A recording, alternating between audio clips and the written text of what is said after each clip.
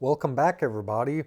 This week we're going to discuss the home builders' names as well as the manufacturers and distributors of wholesale building products to both commercial and retail, which is initially what caught my eye on this whole phenomenon at hand.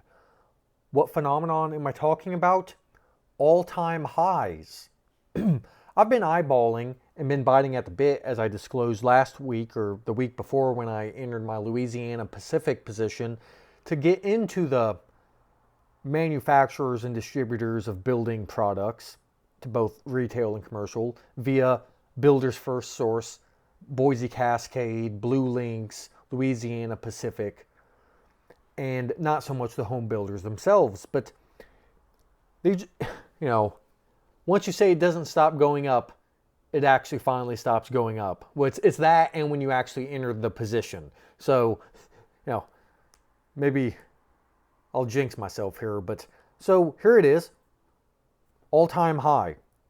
Now, before I get to the next slide, there's an interesting divergence that's happening particularly within this segment, which is the divergence between this strong leader of this niche industry and subcategory and the other participants, which is the Boise Cascade, still down 20%. Louisiana Pacific, down almost 22%. Blue Links is down almost 25% from their all-time highs. So here, Builders First Source is outperforming by 30%, by 32.7%, and by 34.5%, these names, which is why the names you pick are important. Not just the industry, but also the particular idiosyncratic participant in that industry. But then on the home builder side, we have multiple all-time highs being made. Taylor Morrison Home Corp, 12% above its recent prior all-time high. NVR, which is a phenomenal company. By the way, this thing trades for, $6,000 a share. And it's at an all-time high. Pulte Group, I guess is how you pronounce it, is all-time high. Meritage Homes Corp, all-time high. Green Bricks Partners, all-time high, 16% above its prior all-time high. That's doing better than Builders First Source. And a couple of honorable mentions, making 52-week highs and near all-time highs by just a percentage or two, is Lanier Corp and then Dr. Horton. And this isn't their all-time high, but this is their 52-week high. So we're 2.89% above the highest they've been 52 weeks, and then DHI is 3.54%. So it's now all-time high, but that's in reference to the highest it's been in the last 52 weeks, excluding most recently. So this is interesting, and this in and of itself isn't interesting, but what makes it so interesting is I see very little conversation about it. It's the absence of conversation that I find so interesting. So what's going on? And good question, is it cognitive dissonance? Is the market ecstatic about a soft landing and therefore bidding these up? Because if you go back, many of these made a bottom around, let's say, the July to October area, which is when a lot of things bottomed in the market. And as far as I'm concerned, these home builders or the building product suppliers are a beta to the S&P. If the S&P goes up, these go up. If the S&P goes down, these go down. I don't know a technical scientific correlation, but I've come to expect if the S&P is up 1%, some of these names are up 1% to 2%, maybe even 3%, especially Blue Links. Blue Links is seemingly one of the more volatile ones. I don't know too much about the home builders because I haven't been following them as much. I was actually quite surprised while doing the research to make this video. I didn't realize the extent in which it was true. So there's an individual, Michael Cantro has, actually I really like this. I wish, in a sense I wish I made it up, but here we are. It's called the Hope.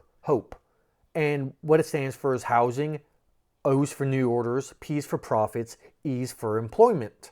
And as you go along, a roadmap for how the economy responds to changes in rates. As rates rise, the housing sector responds to rates first, making it a great leading indicator of the rest of the economy.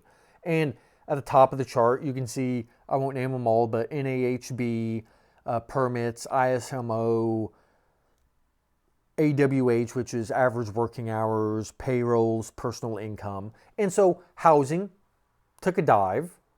We all know that. New orders, ISM, PMIs, those have contracted, as I believe we discussed last week, below 50, which is contraction and instead of expansion. So we know that. And then profits, this is earning estimates, earning revisions, which have been going on at a more sluggish pace than I really think they otherwise would have. But so we've taken care of the H, we've taken care of the O, or we are taking care of them, however you want to look at it. And the profits, the earning estimates have been coming down. So then you have employment. And then this is interesting about employment, that in the middle range of employment of income earners, things are going extremely well. It's in the top end of the earners. So the white collar jobs are getting hit, but the blue collar jobs seem to be doing quite well. And here recently, it does seem there might be a slight crack occurring. So HOP, so now P needs to get hit harder and E needs to get hit harder. And then that takes, let's call it 24 months, as you see on the y-axis on the right-hand side of the chart. And this is a heat map. He has a podcast. If you go to Spotify, type in his name, you'll see the podcast. Oh, it's on Wealthion. So Wealthion, if I remember, I'll put in the description, in which you'll find links to a few of the things I'm showing here, as always. So on Wealthion, Wealthion, Michael is on that podcast, and he goes into more depth, shows a lot of good charts, worth looking at. And so in all of this theory, the reason I bring all of this up to begin with is, as I've titled the slide, relief rally because perceived rate pause and potential deterioration in employment. So what happens, or has happened historically, is that when there's an anticipation of the Fed either pausing rates or cutting rates, you get a relief rally, because sometimes they take a wait and see approach before the employment numbers actually start deteriorating. So there's this period of time between the pause of the rate and the deterioration of the employment. Now, I would posit that could be what's going on, but the anticipation of the rates have been wrong pretty much throughout this entire rate raising cycle. No one thought they would raise as fast and as quickly as they did, in the increments they did, at the pace they did. And even the past few months, people thought maybe they would pause or even cut with the whole banking fiasco, which was blown out of proportion, which is still going to trickle through the economy. And it's not looking good for the banks, but we're not talking about banks today. So what I'm getting at is people's estimated the Fed wrong for much of it, as I think I disclosed in a chart deck a few weeks ago about how wrong the anticipation of rates has been. And so that would validate it, but that means that people were thinking back when the S&P bottomed around that time, maybe that's around the time housing bottom, that the Fed would be pausing since then. But they haven't. They've been raising since then, albeit smaller increments. So I'm not sure how valid of an argument that is, but well, let's continue. So this is the United States NAHB Housing Market Index. And they have a few, but I believe this is a sentiment one. If you typed in NAHB sentiment, this is what comes up. And it's actually inverted. So if we go back to the Hope model, housing, so you see where housing peaked, obviously, and then it rolls over, and now we're back to COVID lows. We're back to almost well, not quite, 1990. The only times we've been this low in recent history was the COVID bottom, the Great Financial Crisis, and the 1990 recession. And it's been up and on the move for the last 4 months. Is this a dead cat bounce? I don't know. And to me, it could be a dead cat bounce because sentiment seems pretty washed out. And a question to be asking is, has the alleged forecasting mechanism known as the stock market already priced this in? And yet again, time will tell. I normally don't like to be flippant with the time will tell BS, but here we are. And there's a really good piece. Nick Gurley, I hope I'm saying his name correctly. Description and links to this. And Dr., as they call it, Dr. Horton, not Dr. Copper, D.R. Horton recently reported earnings, and I didn't put this chart in, but I think the stock was up 7% on the day. It's given a few percentage of that back, but here we are. And this individual makes a very good point, and that is Dr. Horton sales order backlog fell by 44% year over year. That type of drop is comparable to what occurred from 2006 to 2007 in the beginning stages of the last housing downturn. And there's this chronic comparison with 2008 because it's most recent, it's big, there's a salience bias, there's a quote-unquote, I wouldn't call it too much of a recency bias, but there's echoes going through everyone's head. Someone talks recession, they think great financial crisis. They don't think of the more mediocre recessions, which are statistically likely, historically speaking. And so a concern, which in the NAHB sentiment chart is like, is this just a dead cat bounce to a much lower level? Because that's what happened, because a lot of people don't have it, or don't have the memory or the experience or the historical knowledge of the great financial crisis, because things started rolling over in 2006, let's call it. And the GFC didn't really happen until 2008, 2009. And Lehman, I believe it was Lehman who went first, and then everybody thought that was okay, and then life would move on and everything was fixed. But then Bear Stearns and so on and so forth blew up, and things went bad really quick. And so now we have, oh no, we got the dead cat bounce in the housing, and then we have our SVB, which will be this placeholder for Lehman this cycle, and look at all the debt in the market, and so on and so forth. And maybe that's what it is. But I digress. So the stock price went up on the basis of the earning being less bad than anticipated, which is a true statement. The result is that Dr. Horton is now trading at a record multiple to their sales orders at over 5 times. Net income for Dr. Horton was also down significantly by 35% year over year, a fact that somehow isn't being discussed in the mainstream financial coverage of their earnings. Similar phenomenon to what happened in NVIDIA. So if you want to talk crap on NVIDIA, of course, NVIDIA is at, I don't know, a 50 PE or whatever,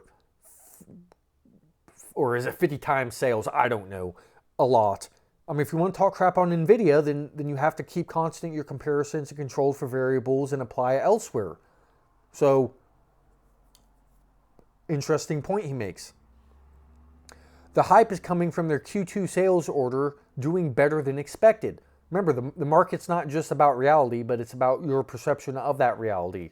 So if something happens better than your expectations or worse than your expectations, then that does have an effect on things. This was because the builder lured in new home buyers by offering below market mortgage rates, which they did. And as a side note, if you're looking to buy a new home, and I do mean a new home, it actually might be wiser to go through the home builders than your bank, because, let's say the average 30-year mortgage is around 6.5%. Some of these home builders are actually offering it for roughly 5%. So, true statement. However, the ratio of Dr. Horton's market cap to Q2 orders is also now at an all-time high. More broadly, home builders have reported an increase in buyer traffic to their sites, but that increase has stalled and it's still down 50% year over year. I don't like comparing a lot of things. In my mind, when I'm looking at these companies, I'm looking in relation to 2017 through 2019 numbers because, well, look at M2, money, M2 velocity, compare it year over year, or shipping, or there's so many things that if you compare it to the last couple of years, it's such a statistical outlier, it throws things off, and so you have to normalize. Yes, you have to pay attention to the most recent things, but you also have to normalize things for normal cycles. So there's a lot of things that are going to be down year over year, including inflation, but you have to say, what is it over a longer cycle normalized period? Goes on to say, mortgage applications to buy a house across the entire U.S. housing market are still in the tank. Legitimately lowest level in 20 to 30 years.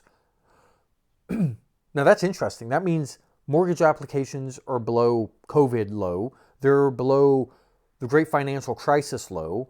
And we'd have to go all the way back to the 1990 recession to see mortgage applications be any lower. So, are the bears right but early? Is the market demonstrating an imprudent, cavalier, dismissive, casual critique of the phenomenon at play? Most recently highlighted in those past few slides. Are home builders the new Nvidia? Or is this an adoption of an attitude along the lines of how much worse could things get? And I'm serious about that argument. And by logical extension, they can only get better from here, or at least not much worse. Sometimes it pays to be a contrarian, but sometimes the market is just right. In this case, I'm referencing the market of the collective common opinion of my echo chamber of peoples and articles and newsletters and so forth and subscriptions that everybody is bearish, practically everybody is bearish on home building. For the most part, everyone in my echo chamber is talking about a hard landing, but many of those same people would have also thought that the economy would be in a much worse condition than it currently is under these current rate conditions. As we all know, interest rates operate with a 12 to 18 month lag. We're 14 months in. Let's see what happens. As I keep highlighting during this piece, home building sentiment is in the trash. And it's actually hard for me to go about with my confirmation bias and whatever unconscious, subconscious biases I have to support and validate myself. And that forces me to look at facts and stuff. And well, who wants to do that when you can just feel good about your position? Of course, I say that somewhat jokingly, but it really actually is hard for me to find any positive news on the matter or anybody reflecting a positive opinion on things. Been there, done that capital, which I would strongly recommend anybody on the Twitter spheres subscribe to, is really the only person in my feed that I see really say anything positive about it. And I like this second comment. Oh, well, so back to Dr. Horton, ticker symbol DHI as he references it here. So this is a positive side, as I was talking about, normalizing things. DHI guidance for June quarter home sales gross margin is 21 to 22%. For comparison, that's in line with, actually above, okay, so that's in line with 2019 and 2020. And it's below 2021 and 2022. So far, in the middle of the home building apocalypse, margins have merely returned to normal pre-COVID levels. Which is interesting because you think they would be doing worse. And of course, they're working off backlog. And are they getting any new backlog? And as we know from, or as I know from the offshore drilling sector, backlog is kind of important to factor in. And are they replenishing it, or are they working through it and no new orders, so on and so forth. Now, to put into perspective, and he says it very succinctly here, this is insane. BXC, Blue Links, at $63 equals a $575 million market cap, is trading for 1.1 times tangible book, which given the assets is close to liquidation value. The primary assets are $252 million of accounts receivable, $484 million of inventory, and $206 million of property, plant, and equipment. $266 million of net debt.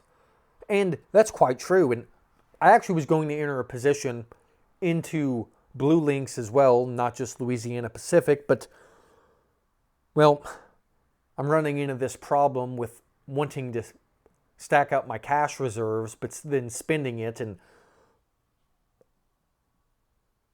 so I just went with Louisiana Pacific and not Blue Links. Perhaps I should. Blue Links is cheaper than Louisiana Pacific. So with that out of the way, into the video, here's my positions. Last week was an up week. This week was a down week. Comparatively the same. Kinross fell in position. Tidewater fell. Louisiana Pacific, I think it's actually up. I entered a new position, Valaris, and so I'm kind of covering my bases here. Tidewater, Valaris, and Transocean are going to be my dominant three positions within the offshore drilling sector. And then we have the dog of uranium, and seems like I top-ticked the intermediary or intermittent top cycle of uranium when I put out that piece about the new issuance of URNJ, the Uranium Junior Miners Sprout ETF. Because, I mean, I top-ticked it.